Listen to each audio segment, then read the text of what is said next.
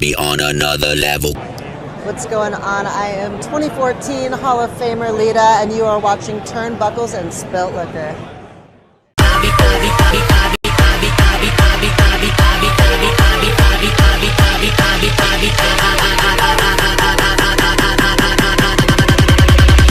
I be on another level. What's going on, boys and girls? My name is Killer Cross, the People's Executioner, the RPW World Heavyweight Champion, the MLW World Heavyweight Champion, and the ACW World Heavyweight Champion, and the World Heavyweight Champion of Horror Hound Convention. I have all the championships. I got a problem. I need them all. This is Pokemon, all right? Gotta catch them all! You are watching Turnbuckles and Spilt Liquor Podcast. Tick-tock.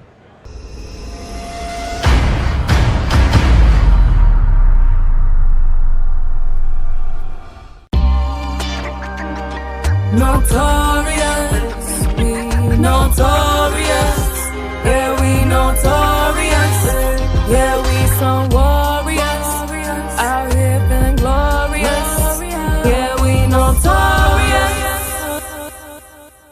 Try me and I'll probably end up laughing cause I never back down. I'm that chick with a clean ass whip, I don't need that shit cause I got my own now. I ain't hard, I get tired of fussing, fighting, guess I gotta crack down. Don't mess with me, it's on everything. I'ma have to bring the whole city out. And I'll probably end up laughing cause I never back down. I'm that chick with a clean ass whip, I don't need that shit cause I got my own now. I ain't hard, I get tired of fussing, fighting, guess I gotta crack down. Don't mess with me, it's on everything. I'ma have to bring the whole city out.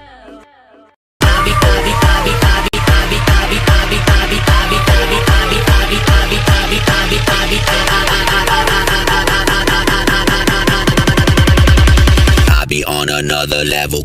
Hello, it's the hardcore legend Mick Foley, and you are tuned into Turnbuckles and Spilled Liquor Podcast. Yes, sir. Yes, sir. Thank you, guys. Thank you. They say diamonds are forever, and so is the legacy of the Cauliflower Alley Club. This August at the Plaza Hotel and Casino in Las Vegas, join us as we celebrate 60 years of serving the wrestling community. 60 years of honoring wrestling's history, its legends, and the people who built this business. The Cauliflower Alley Club proudly presents CAC 60. Tickets available now at caulifloweralleyclub.org.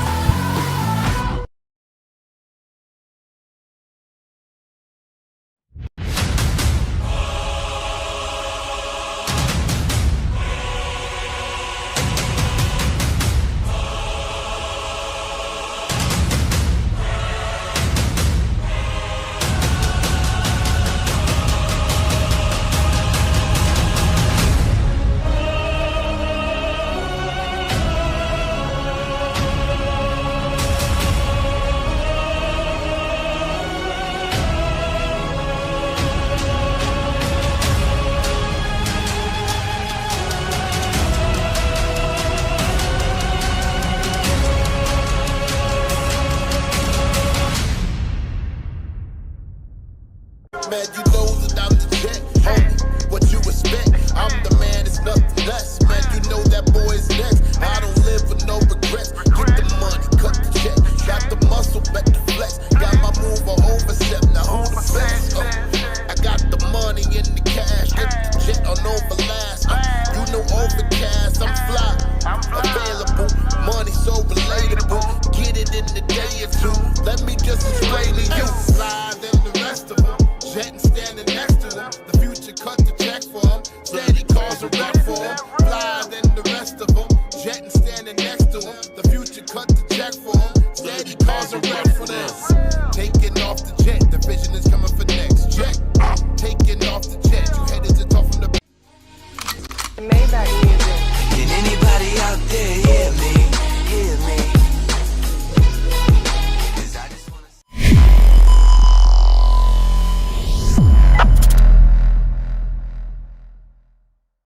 Get ready!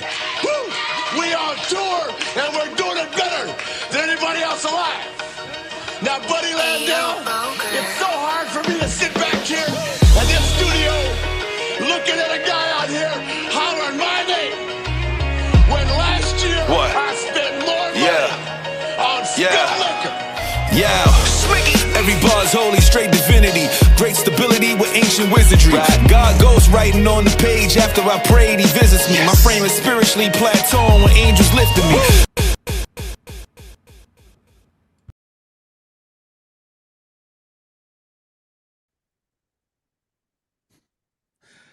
Welcome to Turnbuckles and Spilt Liquor Podcast. I'm your host, Lito, with my co-host, Sinista1.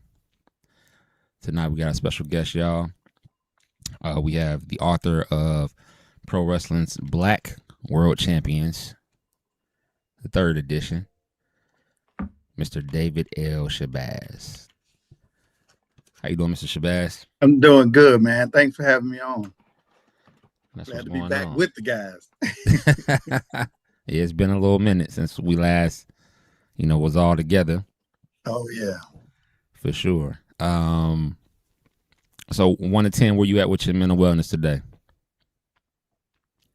29 and 10.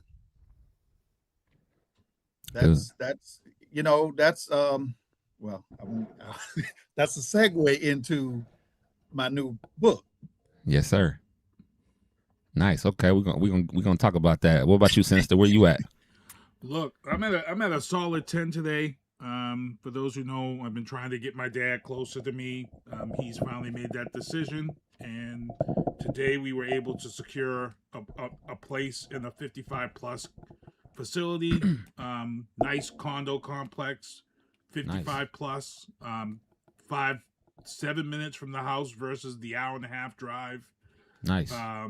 It's gonna really be able to allow me to spend some time with my dad. He just turned 80, so I'm going to be able to, have him over for cookouts more often. So, as black men. Turn that smoker on. You know what I'm saying? Yeah, so I'm happy. I'm at a 10 right now, so I'm real happy about that. That's what's up, man. I was a little tired after work today. Took a little small nap, short nap, but I'm probably about an 8. Solid 8 today. Yes, sir. Nice. So, Mr. Shabazz, you said now, we talked a little bit about this book, this masterpiece here, which is really good. Thank you. And we even told some people how to get it because they were appreciate asking. That. Yes, sir. Definitely appreciate it. The body of work that you did before we go into your new book, how do you transition from having the mindset of writing something like this to what's the title of your new book that you're working on? Discover Your Gold Mine. Okay. So how do you transition from writing something like this, which is, it took a lot of time and things of that nature to, where you're doing right now? Well, it's not a real big transition for me because it is different, but it's all an aspect of communication. And I don't want to bore the audience with all of the scholarly talk of the 7 different areas of fields of communication. But when we're talking about certainly one with the Black wrestlers, identity is a part of communication. And the new book, when you're talking about discovering the gold mine, the mental aspect, that is a part of what's called the socio-psychological aspect of communication. So everything I do, I'm a communications professor. So everything I do deals with some aspect of communication. Nice. So what made you, want to go into that specifically, creating this book? Well, this one, and it's actually an updated version of a book that I originally put it out in 2001, I believe, or maybe 2000. Okay. It's a compilation of basically speeches that I used to give that were based on interviews and some research that I did with people back when I was a newspaper reporter. reporters have great access to people. Yes, sir. I was able to interview some of the wealthiest people around and some of the poorest, just average people. And getting that information, you know, when you work for a local market, you're basically serving that market. But I'm like, you know, the people that I've talked to, this information should go beyond just that particular market. So I started doing some more research and more studying, and I wanted to put it out there to share with people. And I think it's especially relevant now in the times of mental health, and people talk about those types of things that go on, because we don't understand just how powerful the mind is. Mm-hmm. And that's one of the aspects that I'm talking about. There's something in there, and I don't want to go too far with it, but go ahead. Go right there's ahead. a philosophy in there called the self-fulfilling prophecy. And the self-fulfilling prophecy means basically whatever you put out there in the atmosphere, you actually create it. Mm. There are times when I wake up, I go to the gym at 5 o'clock in the morning. Sometimes I am tired. I don't feel like going to the gym today. You can let that negative thought take over, or you have to say, wait a minute.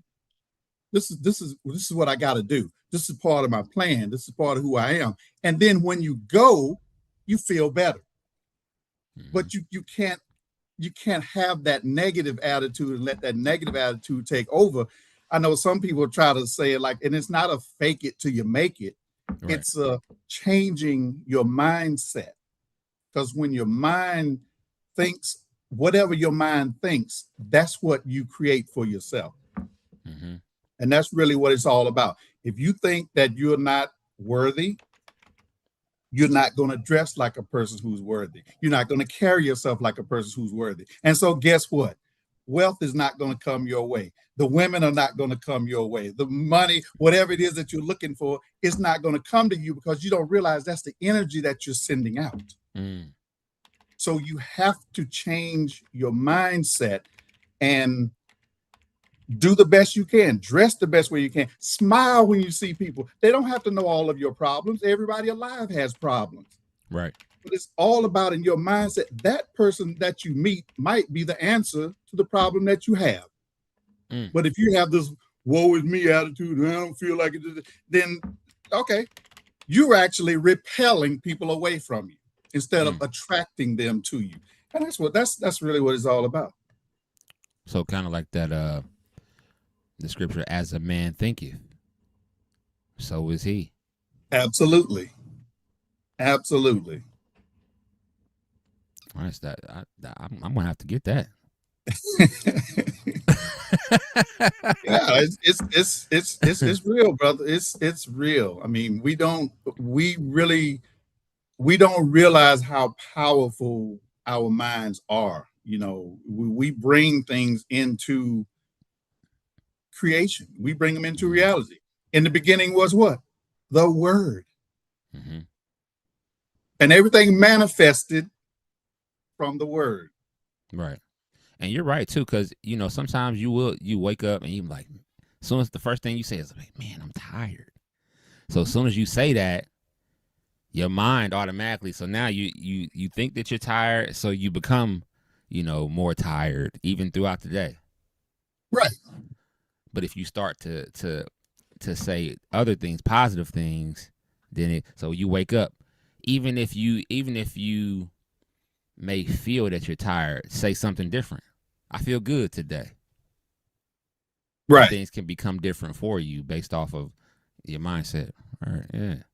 Right. You get up and say that prayer or meditate or whatever it is that each individual does, but you've got to be thankful that you woke up. So yeah, you've got something to be proud of. You got a reason to be present and show up for yourself. And that's what it's all about. It's about showing up for yourself. We show up for everybody else but ourselves. Say that. That's true. Cause we sure do. I was just talking to someone I work with today, and he's always saying he has no time to do anything. you know, because he's doing so much for the church. After work, he's going to the church. They depend on him so much at the church. He's doing this. He's you know, if something's broken, you know, he'll fix it. He'll cut the grass. And then he gets home and he's tired. He's married, you know, and then you know, next thing you know, he's got to get himself ready to go to bed so he can go to work the next day. And he's at work and they're calling him while he's at work, and you know, he's having to leave work, and I just be like, bro, you know, when you want to do this, that, and the third, he be like, man, I don't have time. It's like, bro, you are doing a lot for everyone else, but you're not taking care of you. Right. You know, and he's like, I know. But I don't, you know, that's a whole nother, me thinking about like, and hear me out before everybody kill me online and all of this, right? In the black church, it seems to me that there's a lot of dependency, but it's all on like one or two people. It's not spread out amongst, you know, it's like you don't have enough people for a certain position when you should, so that those people don't get burned out, you know, with doing everything that they have got going on. You know, they have jobs, they have families, they have this, that, and the third. You end up depending on one person, they get burned out to the point where they don't even have time to do anything for themselves. But I've seen in, you know, Catholic churches, you know, predominantly white churches, it's super organized, where you're not dependent on just one person to do everything. You're not running one person rampant. Am I the only, have y'all seen that? In some churches, yes, but I know when I went to church where my grandmother went, it was a community thing. You know, everybody was involved. Everybody had that task. So, yeah. Yeah, I mean, I've just seen that more recently. Well, not even more recently. My uncle, he's a deacon, and I promise you, we can be on the phone talking, and he'll be like, "Hold on, it's somebody at the church needing for something." This is after hours. This ain't even, you know what I mean? Like, it can be anytime, you know, during the week, and then next thing you know, he's like, "Oh man, let me call you right back. They need me to do this, that, and the third." And it's like, you're not the only deacon though. Like, you're the one that they're pulling from. Mm-hmm. And then the thought process around that is, oh, you'll be blessed because you're doing this for God. I just, you know. Yeah, I mean that happens, I've definitely seen it a lot. I think people, and you know, and in the workplace as well, people are just they're just like that. They find somebody that does it, and you know, they'll rely heavily on that person, and they'll wear that person out and burn them out, and that's where boundaries come in. You know, they have to be set. And, you know, cell phones and email and all that has destroyed space and time for everybody, it seems like, except the doctor. The doctor's office still, they want you to show up 15 minutes early before your appointments, and it's 15 minutes after your appointment time before they see you. Sometime longer. Yeah. Yeah, but they want you to show up early, and you can't call them after hours. You know, like I speak specifically now, like in my professor role, you look up, you get an email from a student. If you answer them, you'll be answering emails all night long. You can't do it. You have to set those boundaries and say, look, this is a cutoff time. You email me tonight, you're not getting a response until what my man say, my office hours are 9 to 5. My office hours are from 9 to 5. You know, but real, you gotta do that. You gotta set those boundaries, or you'll never enjoy life, and that's what you're supposed to be doing. I agree that. So the book it's ready to, it's up now. People can purchase. Yeah, It's out. It's It's on the banner. I have it on the banner. So that's what's up. It can be I mean, it's hard copy, and it's also an ebook as well. So and I'm actually in the process of developing a course with it too, and an online course, and that was one of the things that I've gotten from some of the reviews. They were like, this is a practical book. It's not just theorizing and telling you different concepts, but it's actual practical steps that you can take. And I'm going further with that and developing a course with it soon. Nice. Yeah, that's a big thing. Oh yeah, so you really been working. Yeah, that's why I hadn't been able to keep up with the wrestling as much, because my new project has got me in something that I think is much more relevant to people, especially right now. So when did you start working on it? Like how long did it take you? Well, I was basically updating it, so probably about 6 months. I didn't change much of the core text for this particular book, and I'm still working on a lot of the materials for the course itself that's coming from this one, and I might even do a audio book as well. I'm still kind of thinking about that as I'm developing the the videos and everything for the course. That's dope. So tell everyone where they can purchase, and your social media, everything. Oh, it's available everywhere, but definitely Amazon, davidlshabazz.com. That's my socials as well. You can find everything from that website. My Instagram and Facebook are the ones I primarily use. I have a X, but I honestly have not updated that one in a while. I know I need to. A lot of us haven't, for many reasons. We don't really. We don't really update X, so we don't really give two what's when it comes to X. Yeah, that's been kind of dormant. So yeah, IG and Facebook are the main ones I'm using now. Yeah. Do you use TikTok at all? Because you could do some videos on there. Yes, I have an account. I'm trying to work on that. That's something I'm trying to wrap my head around, how that, because I ain't doing no dance videos and throwing ice on me and all that kind of stuff. I'm not doing those kind of challenges. So you actually can use it for because you can go live on there and actually talk about your book.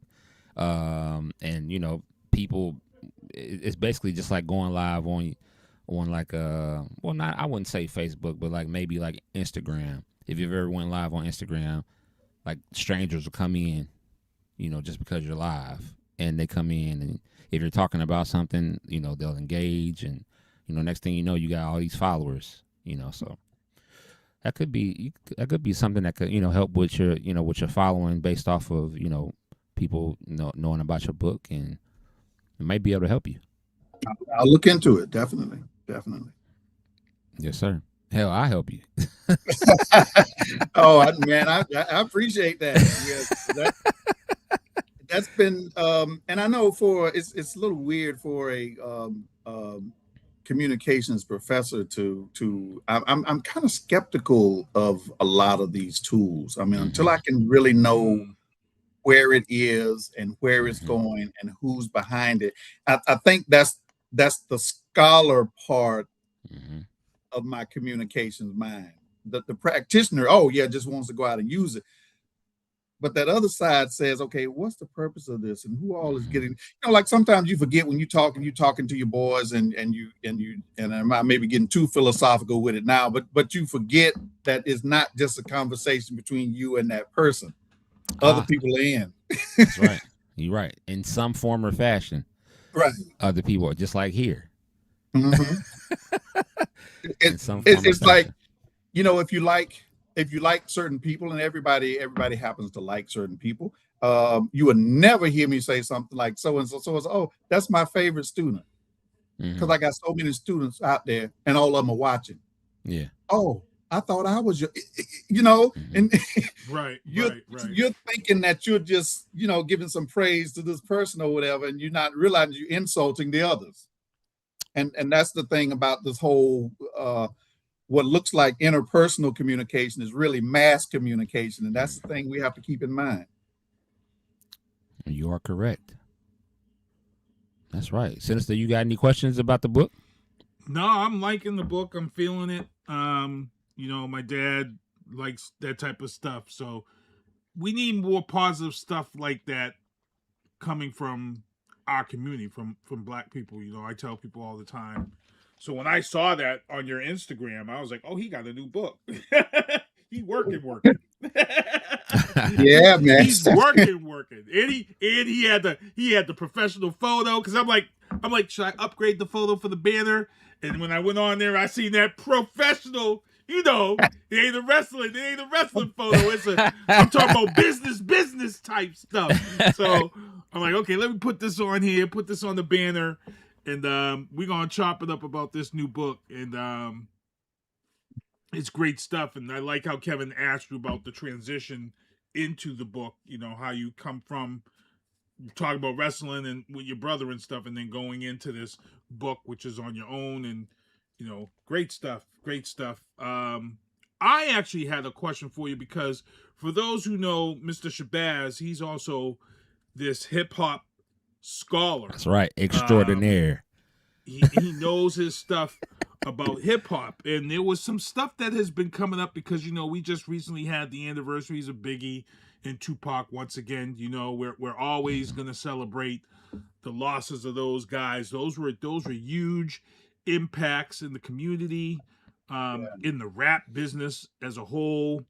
But what we're seeing today in rap music and rap community is just, it's crazy, because it seems like the young bucks don't have the respect for some of these older people. So like, for instance, you have a guy, Jay-Z, who just came out and did a freestyle just a few weeks ago at an event.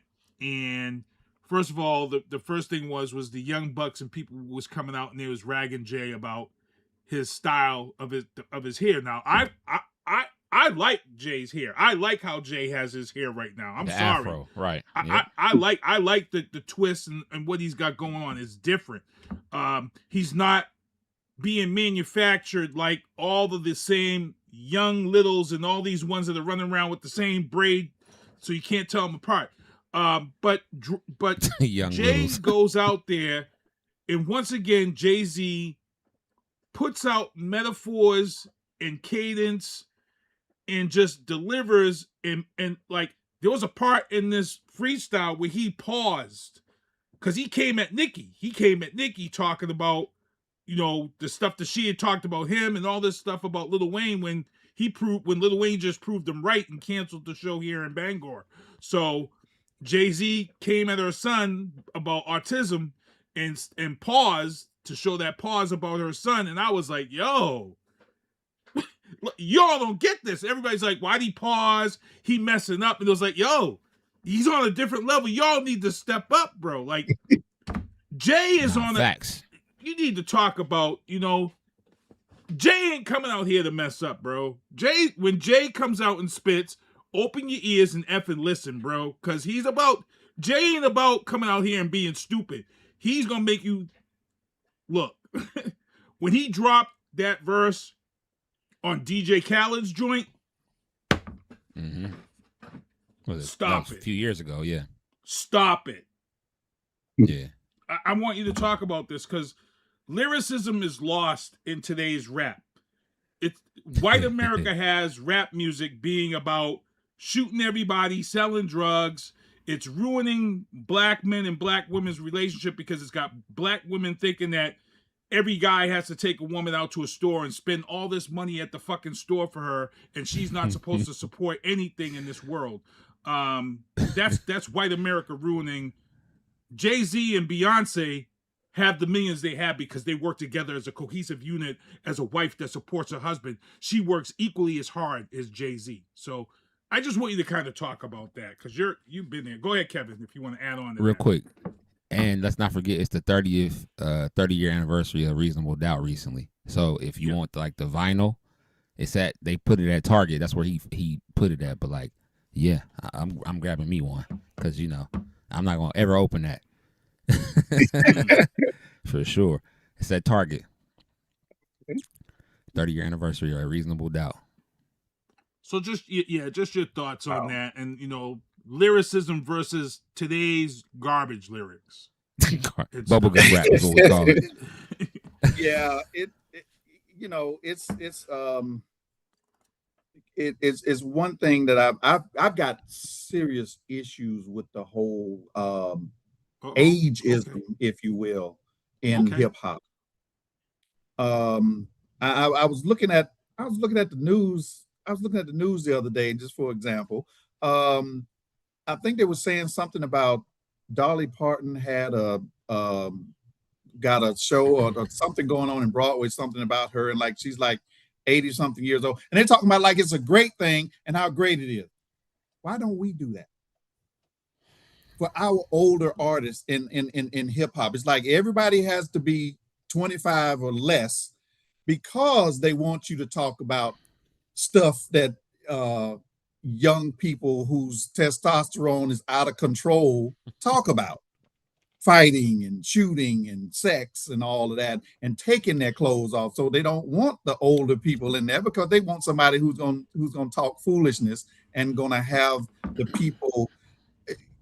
They're gonna dumb down the audience, and that's what the industry wants. Even if I know it's expanded more, but the small independent voices don't really get out there. The major labels are still really controlling everything.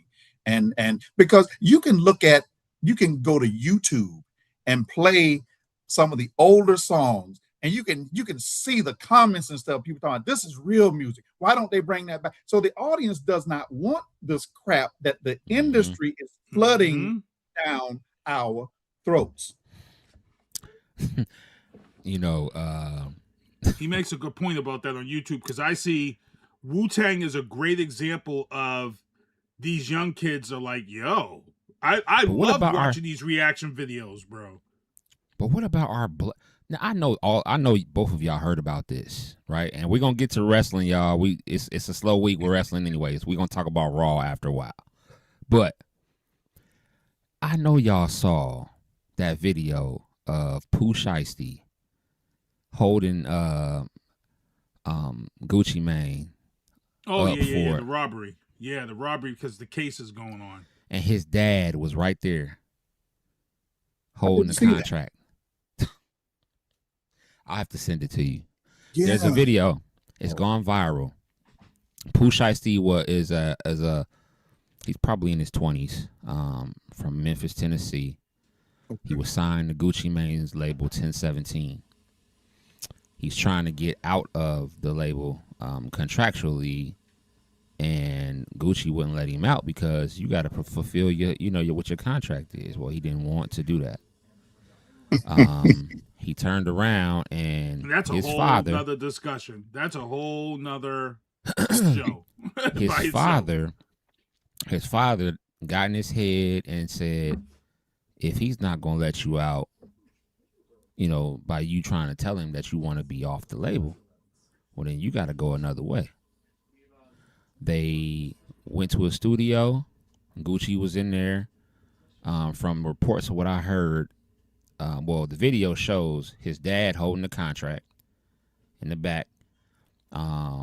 He's got a friend guarding the door, and he has a Draco, a gun, like a big, and he's telling Gucci, he said, he's getting him on video. He said, tell him what we just talked about. He said, you dropped from 1017. He said, no, tell him. Tell him again. He said, bro, I just did that. He said, tell him again. He said, you dropped from 1017. You no longer on the label. You're no longer on 1017.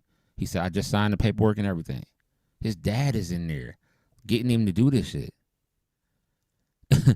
And they recorded it.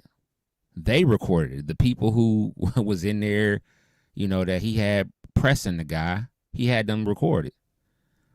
So now these guys are all in jail. Awaiting trial. I think the trial just started, I believe. Yes. This dude who was in his 20s is facing up to 30 years for kidnapping, and I forgot what the other charges are, but they said along with them getting him to take him off the label, they also stole thousands of dollars, stole some jewelry.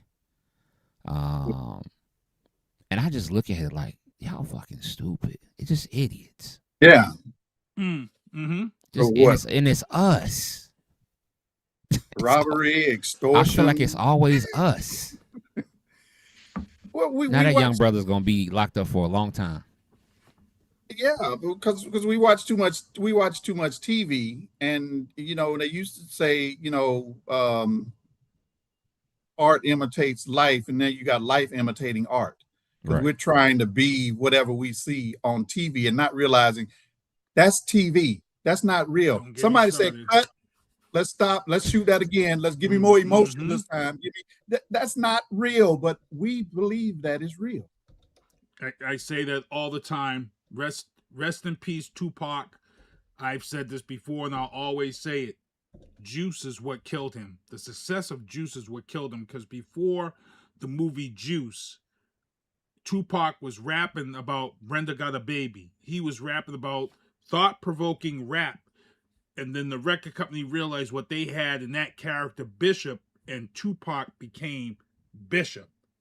And that's what led to his death. And people don't realize that.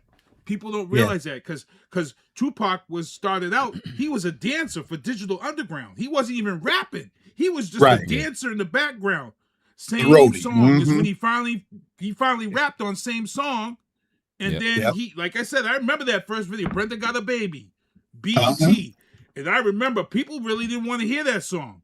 A lot of black people was like, what's he rapping about? I'm like, that's facts, bro. That was early Kendrick Lamar type stuff. Brenda was raped by an uncle and was having a baby from an uncle. The stuff that happens in the black community that we don't even want to talk about. And we don't find out till we're older when you realize why they didn't let you go down to the beach with Uncle so-and-so. You know what I'm saying? Yeah. Tupac was talking about all that stuff. And then Bishop blew up in that movie Juice. And the record company said, hey, we got to capitalize off this. And he became Bishop. That's all he became. He became Bishop. I found the charges here. Just wanted to go over them real quick. Pooh Shiesty, he's currently facing federal kidnapping and extortion robbery charges related to an incident in a Dallas, Texas music studio. He was indicted on 4 counts and faces up to life in prison if convicted. Federal prosecutors allege that he lured a music industry professional to a studio for a business meeting where he and his co-conspirators staged a coordinated armed takeover. Gucci Mane is a accused. I like my life. I'm gonna stay right here and keep my comments to myself. I like my life. He's accused of holding an AK-style pistol and forcing a victim at gunpoint to sign a release from his record contract. Prosecutors claim the group stole valuables, including watches and cash. And one of the victims was choked nearly unconscious. So it was some other guys that was in the studio. The pre-trial status says he pleaded not guilty, which your own video, you're on camera. I don't know how you plead not guilty. He pleaded not guilty to all charges. He is currently being held in federal custody at the Kaufman County Jail with his trial scheduled to begin February 17th, 2027. So they don't have bail. He feels like he was being held under a contract against his will. That's why he's pleading not guilty, And like I said, that's a whole nother show. These record contracts that lock people in because they don't get a lawyer to look it over, and that happens a lot in the black community. A lot of times contracts are these. everybody's quick to jump on Facebook and say, "Hey, I got a record deal, I got a contract," and they didn't read it. You know what I'm saying? So, yeah, I mean, it's a sad thing because, like I said, that young brother is gonna probably be in jail 30 years or more. Yeah, because they got him on video. They have his face on video. He might not be the one holding the gun, but his man's is holding the guns for him. And it happens to white people too, because it happened to Taylor Swift. Look at Taylor Swift. All of her first music, she lost because of the contract she signed. So she turned around and said, "Okay, I'm just gonna re-perform those songs and put it all out new and get my money." You know what I'm saying? She did it. That's what Pooh Shiesty. You know what I'm saying? Taylor Swift could have did what Pooh Shiesty did, but she didn't. She said, "I'm gonna do it this way," because it's the same exact thing. What happened? Talented artist though, him, music wise, man. But again, it comes out to management. It comes down to management and who you have in your camp. Somebody in this camp said, "Let's we're gonna take this ninja," and there was ways he could have did that legally. Right. Just didn't have the right people around him, and then when your dad is a gangster, and you know he's been in and out of jail, you know he's not teaching you right, and that's the problem. That's my problem. You got an OG there that is telling him, "Yo, pressing." You know what you gonna do? That's your OG. That's your dad. That's tough. Yeah, and that's just and I'm sorry, but that's just an older fella. That's not really an OG. Yeah, well, you know, OG has learned. That's true. Oh, he's got the wisdom, and he would guide him right if he's a true OG. Right. There you go. Thank you, sir. Yes, sir. Woo-hoo! That's a gem. Set me straight. That was a That's gem not right the OG, there. y'all. That's an old fella. Yeah. Because my OG said so.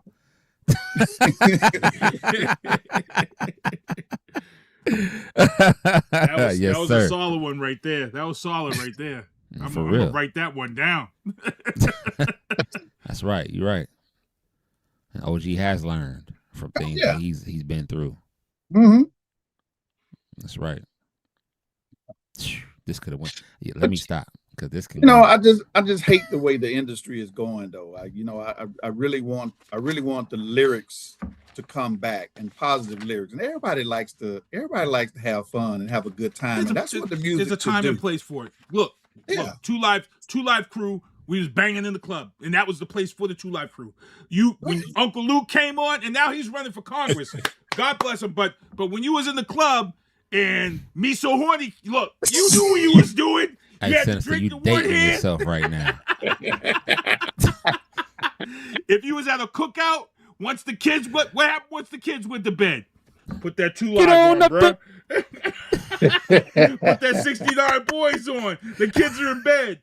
Get on up and shake that bait, that bit. That's when the drinks is out. Yeah, the spade games. I wasn't even old enough. You know, then there's that one. I just remember having to go to bed. Put the bed. I was the kid that had to go to bed. Everybody's mad because he ain't put his kids to bed yet and sent his kids home with the. I was the kid that had to go up in my room. I had to go up in my room and I had to stay there. If it was a weekend, go to your room. Don't come out.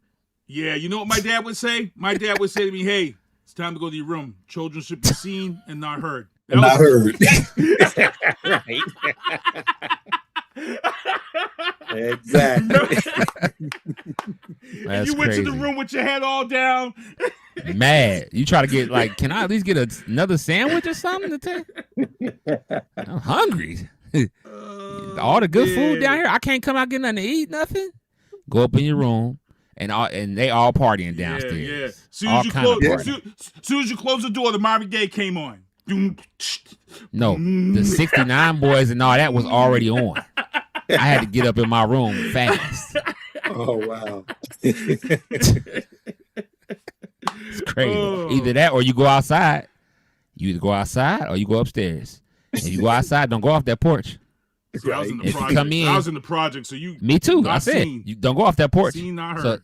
So it could be dark outside, but you stay right on that porch. And if you if you come in the house, you stay in the house and you go in your room. You be like, damn, so if I gotta pee, what am I supposed to do?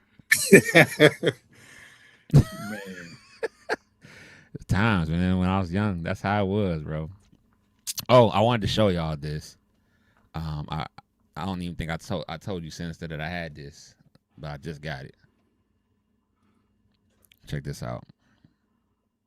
Oh, AEW Swerve. Okay. Oh, Swerve One of Strickland. 3,000. Yeah. Word. Okay. Love Swerve, man. Love what Swerve represents. You know, the first black heavyweight champion in AEW. Yeah. Respectfully applaud shows in the chat. He's laughing. I think he's laughing at what I was talking about. Yeah, that's Maine. What's up? Shout out Maine. Hey, I remember those days when I had to get my butt in the house and upstairs, because that party, after a certain time frame, that party was just for the grown ups, for the adults. It was like 9 o'clock, bro. They like be in 9 there o'clock. drinking. You was put to bed, bro. And the whole 9, for sure. Yeah. Craziness. Don't let that Parliament come on. Oh yeah, that was on too. The Mothership Connection. Don't let that come on. My mom used to listen to she used to listen to the Barcades. Are y'all familiar with them? Oh Yeah. Holy Ghost, the song Holy Ghost. I never forget that. So she played that song out. Your love is like the Holy Ghost. Holy Ghost. Respectfully said he had to hit the room for sure. Because they be down there having a good drinks out. They eating food. I'm like, can I just get some chips? Like, can I just to take to my room? Yep. And then They did not play. And then if there was no party, you know what other one you had? Friday night when mom and dad would go out to the movies and then they come back and then they tell you to make sure to get in that bed and then they pop that Delphonics or that Shy Lights on. Then you knew. Oh no, I don't know nothing about that. See, now you talking about something else. that intro, you know, back in the 70s, everybody had that cool You got intro, like the that's your Shy warning. Lights. The Shy Lights had that "In the Rain" intro before the album began. You know, I wanna go outside. Listen, hey, Sinister, at least you got the warning. I didn't get no warning. They turned the Delphonics on for yo. I didn't get that.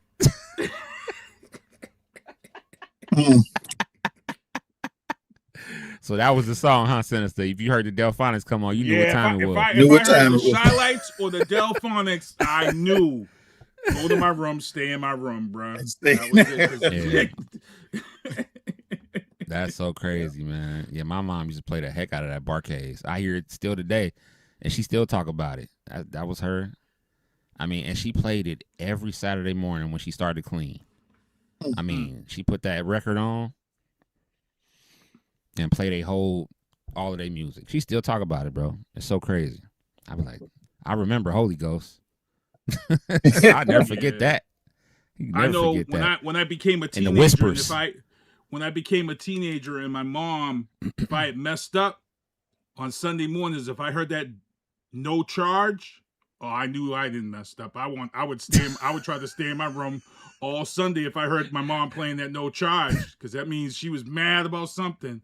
The 9 months I carried you. Oh, that mean you did something, huh? Yeah. Oh yeah. You a black son and your mother playing that song on a Sunday morning? Oh, you done messed up, bro. You in trouble. But you know what? The thing that we didn't realize, if they played a song, that means you hurt them. But whatever you did. That's so crazy. That would be a good book to write, you know? Music in relation to the black family, because the importance of it. Yeah, that'd be a good book. Yeah, it would. Reach out to different people and just talk about that, because just get was like big for a lot of people. Music was big for a lot of people. Yeah. The Whispers, Ohio Players, all that stuff. Said her hype music. Who said that, Dale? Dale in the chat said her hype music. What up, Dale? Hey, he's speaking facts though. A lot of times, before your mom get to you, she playing something, some sort of music, that's in relation to that. So like you said, she would play that song you like, and you remember the song because you knew right after that you was getting dealt with. I would try to stay Sundays. in my room, bro, because I knew if I came out, something was about to happen. Something was about to be said that I didn't want to hear. So I think when my mom was mad at me, she get to playing that Joy and Pain. Oh. And I knew, I said, okay, I'm in trouble. Because she didn't want to whip you. But you about to get something. And I was like, dang, what did I do? I'm thinking like, damn, what I do? Joy knew it was coming. and pain. Yeah. For sure. Man, it's been a lot of fun. We still got to talk about Raw. Let's talk about Raw real quick. We had to sit through all this bullshit for the final match to be blown away by Raw this week. I know, right? Because the rest of it was so trash. Let's just be real. And you know what? I'm tired of this too. There was one good part. There was one good part. It wasn't trash, but they just don't surprise us anymore. It's like they're lazy as shit when they do this. Deltastic said Joy and Pain was the equivalent of MOP. Right, Annie up. Exactly. Hey, Dale already know. Me and Dale the same age, so he know about it. Hey, Dale, listen. Joy and Pain, you wake up in the morning and Joy and Pain playing, and then your mom take, get in there and do them dishes. You like, oh, shit. This ain't all that's coming today, and I got to be prepared.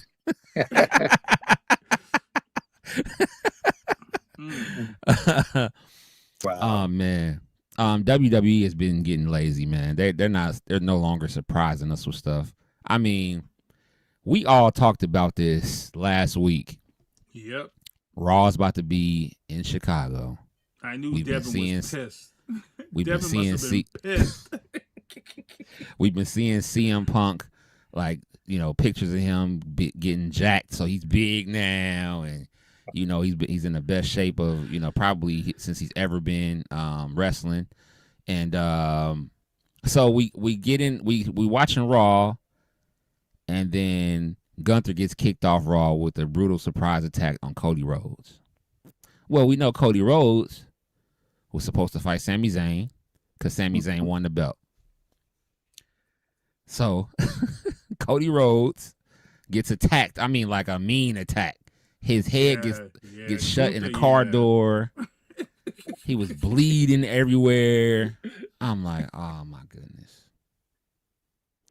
So concussion protocol. Protocol. He gets rushed to the hospital, and they're like, "Who's gonna fight Sami Zayn for the belt now?" We don't know. We knew because we had already talked about this. The crowd knew.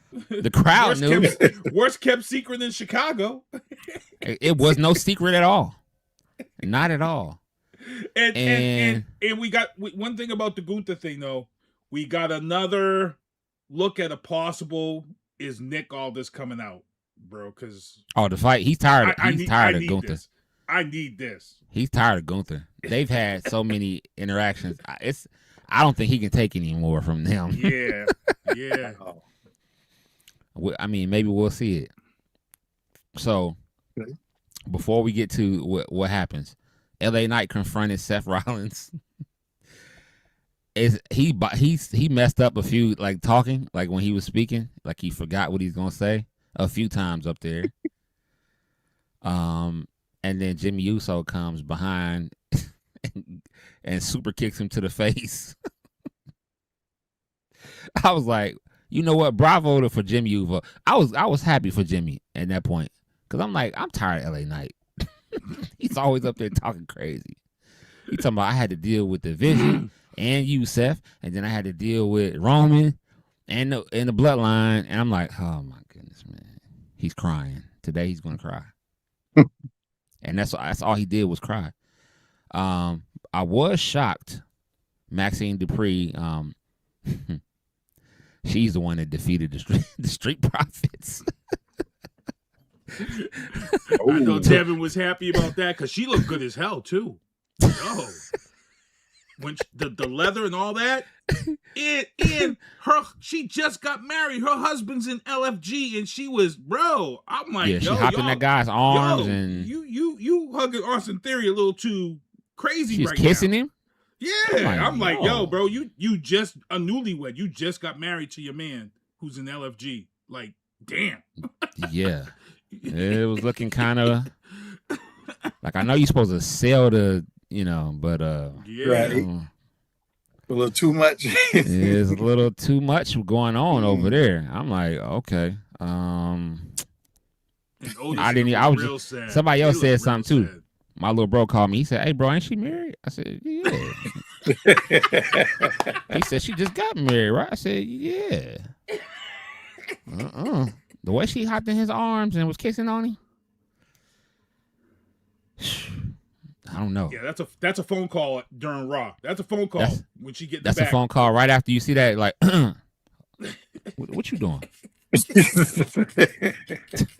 Yeah. That was crazy. So yeah, she won the Vision Back Day Championships by interfering in the Street Profits match. So Ruka, she defeated Raquel Rodriguez, which was a good match. Well, decent match. It wasn't damn worthy. No, it wasn't. It was a good match. The Soul our Snatcher brother was nice. Yeah, that was nice. That one was nice. Yes, it was. Oba. But Io dodged the bullet when she did the backflip moonsault.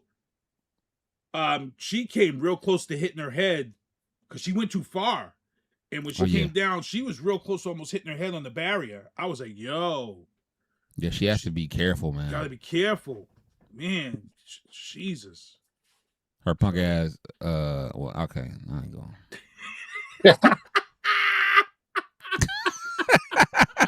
Hey, Dale. Dale know what it is. Oba, he confronted Paul Heyman, which, that was, it was what it was. There was no Brock there. There was no Roman there.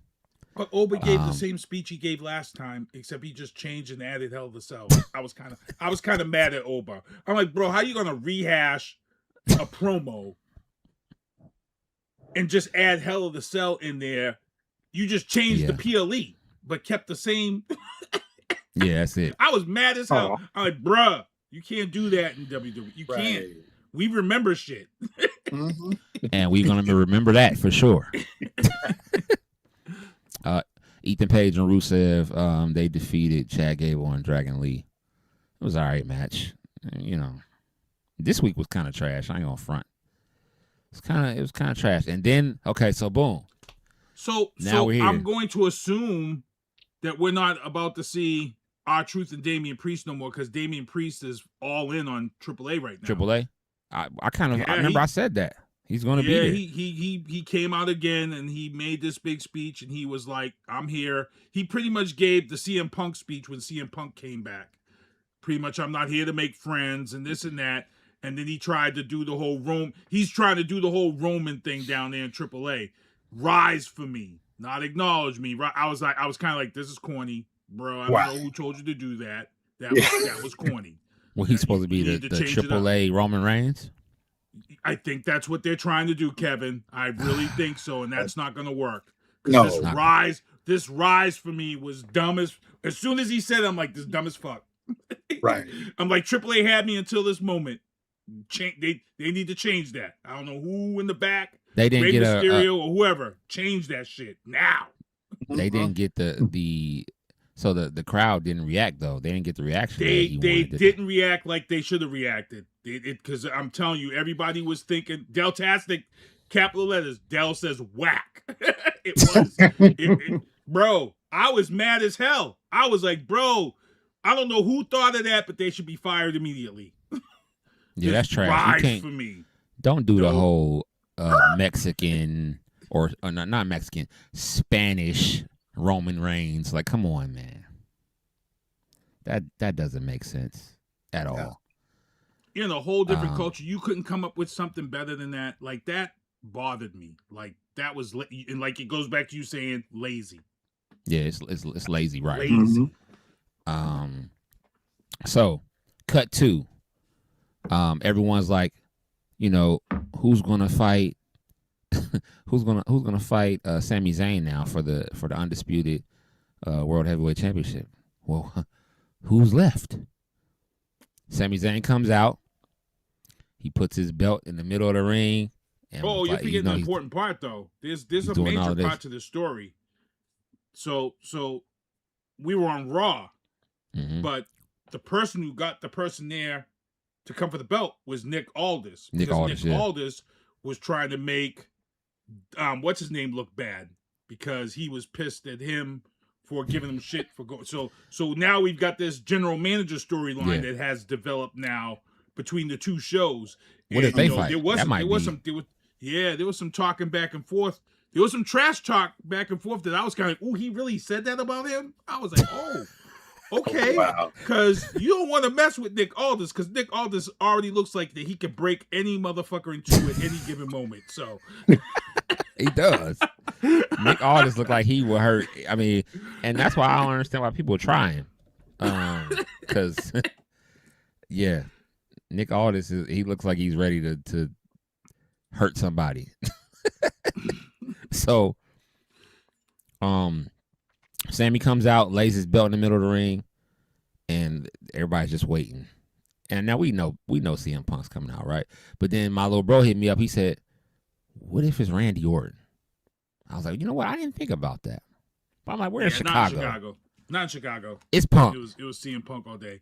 And next thing you know, Sammy was making me bullshit anyway because all the extra shit he had been doing with the belt after he got it, taking it to the park, driving on the highway, all that stuff. Yeah. They really made sure you wanted him to lose the belt quick because I was tired. I'm like, I'm tired of his social media. Stop it, bro. And people was pissing me off too, like talking about how happy they were for Sam. I said, if y'all don't get the hell out of here, nobody's happy right now that Sami Zayn is the damn. First of all, he don't cut good promos. He does not look right holding his belt right now. He don't look right. And then he says the belt is still in the family. Like he's part of the bloodline still. I'm like, if you don't stop this shit, listen, you are an honorary member. Honorary oos. Yeah, like come on, bro. Like that was crazy. But the garage door comes up and we see CM Punk for the first time in a long time since WrestleMania. The night after WrestleMania, that Raw. Since and the you airport, remember when he knocked that dude out, his phone. Oh yeah, and you remember on the last Raw that he was in, if you remember, he said he was talking to Cody Rhodes. Remember, he said, "All I need is an opportunity." Yeah. If somebody goes out, so this was kind of playing. It was almost like he knew. He said, "If anybody goes down with an injury, all I need is an opportunity to fight for that belt." Yep. This was the Monday after WrestleMania, so this was kind of planned. Yep. Yeah. So Cody goes out and he comes in. The match was great. Yeah, I'm gonna give that a damn. I'm gonna give the match a damn. I'm gonna give it a damn. I'm gonna give it a damn because the match was off the film. Yeah, it was off the chain. The match was off the chain. Match was awesome. I think it was everything that we would have wanted on a Monday Night Raw for sure. And he wins the undisputed. And I said this was gonna happen. I said when he was fighting Roman, I said he don't want that World Heavyweight belt. I said CM Punk wants the undisputed.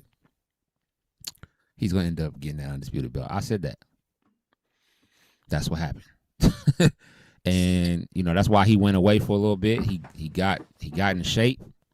He in phenomenal shape. I can't front.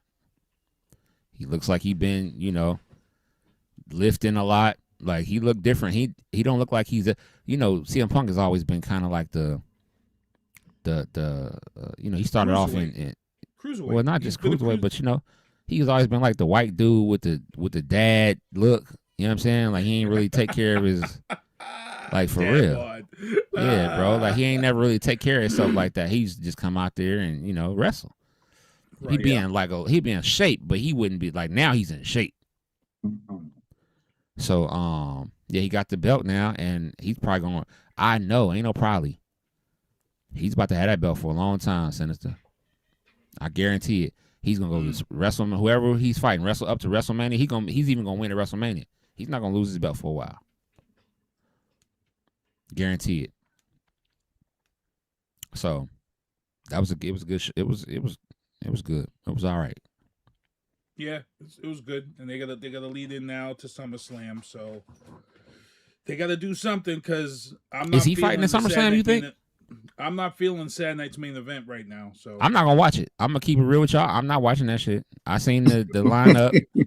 I'm not watching it. We can talk about it later.